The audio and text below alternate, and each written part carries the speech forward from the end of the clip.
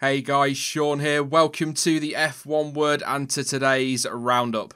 Once again, I've got 4 stories for you today, and despite claims of the opposite, Pierre Gasly has insisted that his relationship with Red Bull remains a good one. Now, following the Eiffel Grand Prix, Paul di Resta claimed that the Frenchman had upset a few within Red Bull, but didn't elaborate on that claim despite being pushed by Nico Rosberg live on air.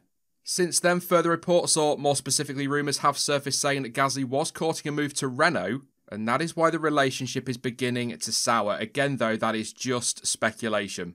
But despite these claims and reports, Gasly is adamant there are no issues between himself and Red Bull. Speaking to the official F1 website, he stated, "I am quite an honest guy, I say what I think, and we don't always share the same views or opinions. But I really respect and am really grateful for what they have done to me because I'm not someone who forgets things. When I came back, I really wanted to give my best and perform the best way. I think it went even better than we all thought. If I have what I need around me, I performed the same way. Relations are still good, everything has been good." Since being demoted to Toro Rosso, now AlphaTauri of course, Gasly has impressed and could be at least worth a mention in the driver of the season debate.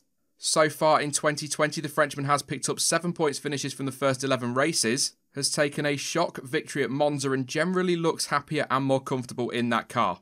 Obviously, all of this has led to speculation that he could replace Alex Albon, who has struggled at times this year for 2021, but at time of recording at least, Red Bull are adamant they are sticking with Albon for next season. Next up, an F1 boss, Chase Carey, said that the 2021 F1 calendar will look pretty much like a normal F1 calendar.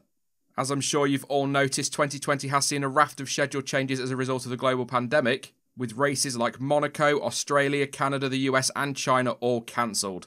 That all led to the surprise inclusion of races at tracks like Mugello, Portimao and Istanbul, with all of those and more being drafted in to cobble together some sort of a season.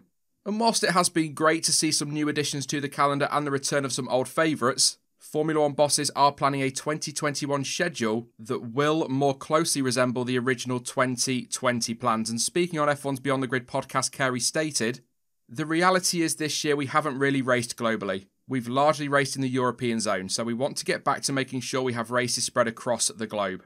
We have some great historic tracks that are obviously part of our calendar, so certainly historic European tracks are an important part of the sport.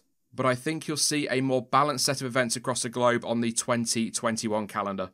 We are later in the process because the issues around 2020 we've really only recently resolved, so all of those things have created delays, but we're going to plan for a 2021 calendar that looks pretty much like a normal calendar, like the calendar we would have planned in January."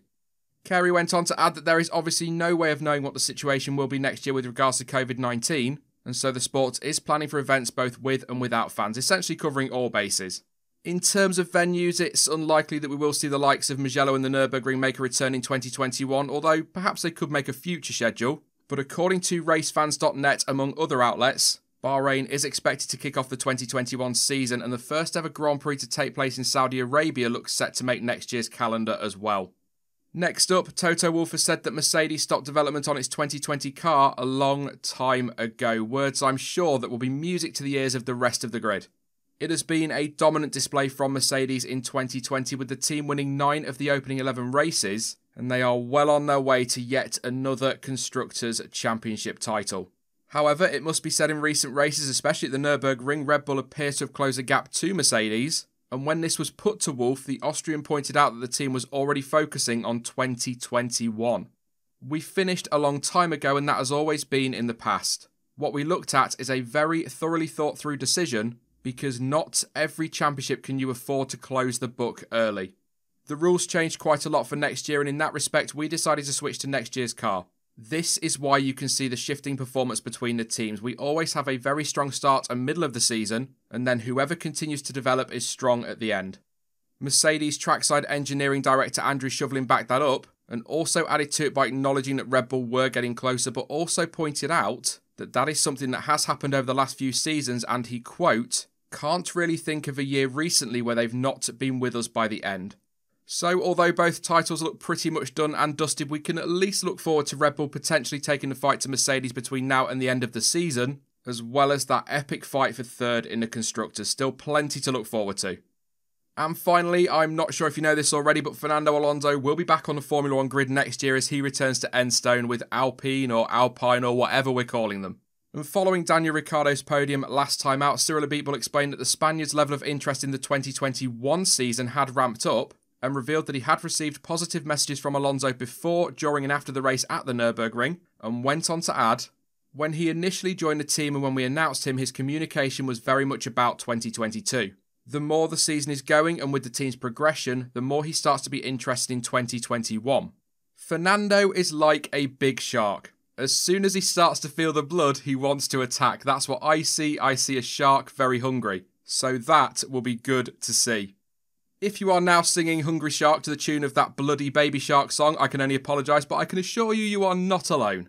Nope, I'm not going to do it. But anyway, earlier this week and for the first time since April 2019, Alonso was once again behind the wheel of a Formula 1 car as he took this year's Renault out for a spin during a filming day at the Circuit de Catalunya, Barcelona. And following that outing, Alonso said it was special to be back on track in Barcelona and added, "It felt amazing to be able to drive these cars after 2 years and feel the speed again. How everything comes so fast, corner after corner, the performance under braking and all the things a Formula 1 car has to offer. To feel it once again felt nice." It must be said actually, with the way that Renault is performing this year, there is every reason for Alonso to be positive about next season and not just about 2022. But what do you guys think? How are you expecting Fernando to get on next year? And also, do you think Renault will be able to grab that third place in the Constructors' Championship this season? You can let me know your thoughts on that and indeed any of the stories featured today down in the comment section. Now, I will be back soon with another video, but in the meantime, don't forget that you can of course follow me over on social media and all of the links you need for that are in the description down below. But as ever, thank you for watching. I've been Sean, this has been the F1 Word, and until next time, goodbye.